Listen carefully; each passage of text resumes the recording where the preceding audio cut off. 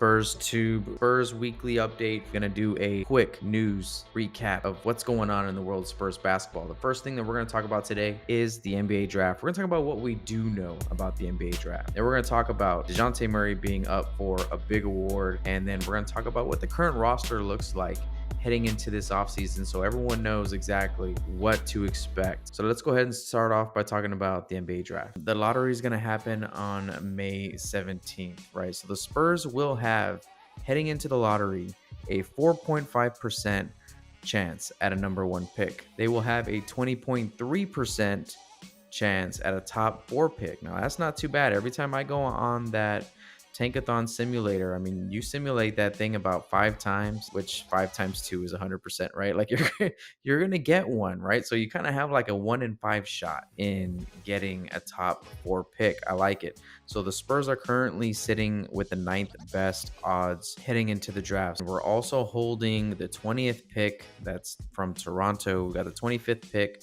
from the Boston Celtics and 38th pick via the Los Angeles Lakers. So obviously this is one of the most exciting times in San Antonio because we might have the chance of drafting 4 players in this draft, 3 in the first round. Some people think it's the best interest for the Spurs to maybe package them and try to move up higher in the draft. A couple of earlier picks, you know, to go along with that 9th pick. You know what I don't mind?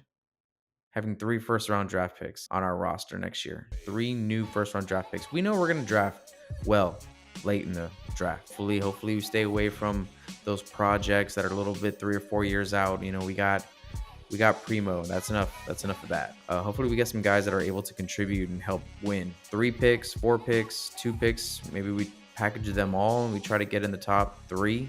You know, who knows, but see what happens. But this is what we do know going into the NBA lottery on May 17th. Big shout out to Dejounte Murray being the only Spur that got nominated for an award this season. I thought Dejounte could be in the mix with Defensive Player of the Year. I just, I like steals. So I think Dejounte could have been in that conversation as well. And Dejounte Murray did get a final spot in the Most Improved Player Award for this season. He is accompanied by Ja Morant and Darius Garland. I really hope that they don't just give it to Ja Morant because, obviously he had a great season, MVP caliber season. So I hope they're not like, oh, we couldn't give him the MVP, so let's give him the Most Improved Player Award. I think he missed quite a bit of games, to be honest. So, I don't think it should just be automatic give to Ja Morant. I think he missed quite a few games. And Darius Garland, they had a hot start. They were pretty well. But if you look at it at the end of the day, they didn't do anything that the Spurs didn't do. Cleveland got bounced out of the play-in. You know what? So did the Spurs. They both were first-time All-Stars, so they're both deserving of everyone in this list is deserving. But if you were to ask me, I think Dejounte took the biggest leap. He led the NBA in steals. He was an All-Star. I'd give it to DJ.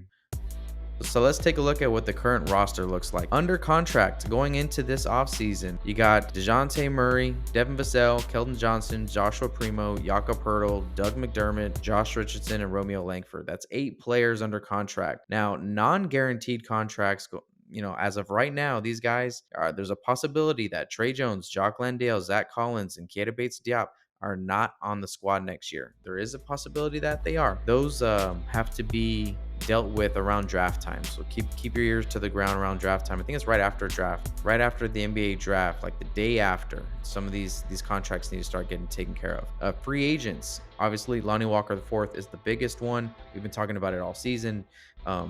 This was a great opportunity for him to showcase how developed over his time in San Antonio. I think there's a spot for him in the NBA. Is it with the Spurs? I'm not too sure. We're gonna have to wait and see. Then you got our second round guys, Devontae Cacok and Joe Wieskamp.